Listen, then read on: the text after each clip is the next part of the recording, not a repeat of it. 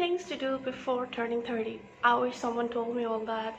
Hello everyone, this is Nusrat. I'm a hacker and a fitness enthusiast. Today I'm going to talk to you about things to do before you turn 30. Of course, I'm over 30, but I figured that this 19th June is going to be my birthday, and it's a great time to talk about things like this. Where are we in life? Who are we? What do we want? A lot of things. So what are the things that you could do in the time before 30? I mean, when you're 25 and 20. First of all, life moves very fast. You won't even know it. Like one day you're 12 and suddenly you're 60 years old. But that's not the thing. What I want to say is that there are certain things you need to keep in your mind when you're turning to this milestone of your life. So what is it? First of all, lesson number one: the people who were there in your life before 30 may or may not be there right now. I mean, don't take it in a negative way. For example, your first boyfriend or girlfriend probably is nowhere in sight, and that's okay. People, friends, neighbors, co-workers, relationships, they come into our life for a reason. Whether we like them or whether we do not like them, we always learn something from them. So when you're 30, you might feel a bit lonely, or you might feel like the people who were there are no longer there, and that's okay. Just enjoy the process.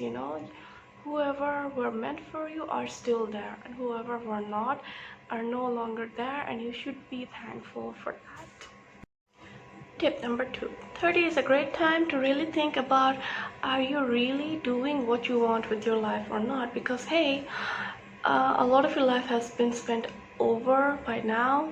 So the dreams you have had, it could be to become a musician, it could be to write your own book, it could be to become a stand-up comedian, it could be to make some drones, could be anything. But have you really started working on it? 30 or before 30, pre-30, 29, 28 is a great time to really sit and recollect all these things. Have you really started your own business that you always wanted to? Have you really become a millionaire? Well, if you haven't, don't worry, there's still a long way to go. But the fact is you need to start thinking right now. Like, otherwise you're going to be like my cat, who's going to be very frustrated and angry with the other cat. And never mind. But the thing is, you need to figure it out, because after that it's like it goes. It's not like we do not become hopeful, we do not remain hopeful. But the thing is, after 30, reality starts to hit in. You're probably working, you're probably or may not be married, but you're probably in a phase where you're having a lot of responsibilities, and the more you grow up, you might be feeling like you may have missed out an opportunity, or you may or may not be living the life you deserve or you dreamt of. So if you have a dream that you did not fulfill till now, that you never worked on, take the first step. That's it. Just take the first step, because once we began, that's when we can go, one step at a time. It doesn't matter what your goal is or how far away it may seem. Take that first step. If you're 30 or you're almost 30, or if you have just crossed the line like me, then taking the first step, you will not regret it. When you're 50-year-old, you're going to look back at life and you'll be like, yes, I did do what I wanted to, and that's really important. All right. So tip number three: travel and socialize a lot. So this goes for everybody, people who are really extroverted as well as people who are really introverted. And of course, the time when I'm making this video, there is a pandemic, so it's definitely not that much possible to travel, especially in many countries like mine. But I think it's a really good start to travel online, meet new people online, see new videos. I mean, rather than just watching Netflix and the movies which come out, which are great by the way, pop culture is great, but still, you need to look for other things. You need to see how people spend their lives up up some valley, up the Alps. It's not like you need to, but these are experiences that will really shape you, because our minds are like this, sponge. So when we're confined to a small place or a big place, it could be a city, it could be a village, it could be a town. When we're just confined in there, it just becomes very rigid.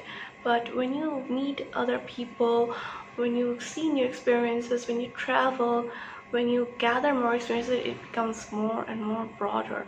And as it turns broad, new and new experiences come up, new and new possibilities come up, and you become a different version of yourself. And that's something which we can't. And also, people who are imprisoned, they cannot move, they are confined, and it's a punishment for them. They have done something, so they have been punished to sentences in prison. But we are not confined. Well, we are during the pandemic in a way, but we are not meant to stay in one place. So move, travel like birds, just explore, make new friends, pour your heart out. And that's when I come to tip number 4. Read lots of books. Read a lot. It could be ebook, it could be audiobooks, or it could be just the old-fashioned books which you just hold in your hand and sit on a couch beside the window and just read. And books are like, they teleport you to another dimension. But I'm kind of a selective reader. I only read things which are on my niche. I guess there are two things which are like the pros and cons of it. Number one, I don't really like to explore too much. For example, I don't like romantic novels. I find it really boring. I don't like too much drama. I'm more into the philosopher stuff. I like Harry Potter, but that's a different story. I like books like The Alchemist. I like books about people having dreams and visions and turning them into reality, because I can get inspired so much from these. But I probably would be very bored reading something which is not like me. But I guess the good thing about this is that I'm really gathering up the experiences that I want, that is going to shape me up and take me to the direction that I want. I'm gathering up the information, the knowledge, and the experience from these books, which are like other dimensions, to go exactly where I want. Number 2, which is the disadvantage, is that I'm not really expanding my horizon. I'm not learning from many places and from many people, from many authors. But in my personal opinion, I really need to know what I want to know, rather than, I really want to know what I need to know, rather than learning an encyclopedia. I don't need to know everything that is out there. I need to know what's meant for me. But that's just my personal take on it. So if you feel it the same, let me know. Or if you feel something else, let me know. And tip number 5 is the most important one. It's going to be, take care of yourself. Take care of your physical health, emotional health, mental well-being, as well as spiritual composition. So I'm gonna start with the physical health. 30 is when you will need to have less of those burgers and desserts. I mean, don't get me wrong, but this is the age where you're going to start to invite all sorts of diseases like diabetes and cardiovascular. I mean, obviously there are people who have it before that, but 30 is the time when our body, the machine we have, start to get a bit what should I say, it starts to get a bit aged. Duh. So this is the time you should really be working out a lot, have good habits, wake up early, do some more exercise, start doing yoga, start eating well. You don't need to ditch out all your favorite junk food. Just have a balance of the good and the bad food, good and the junk food. When talking about emotional well-being, look around you and see if anybody is having a negative impact in you.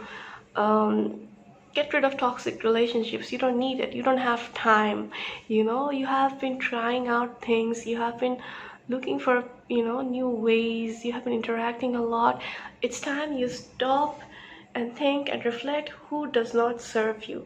It could be someone who is just draining away all your energy.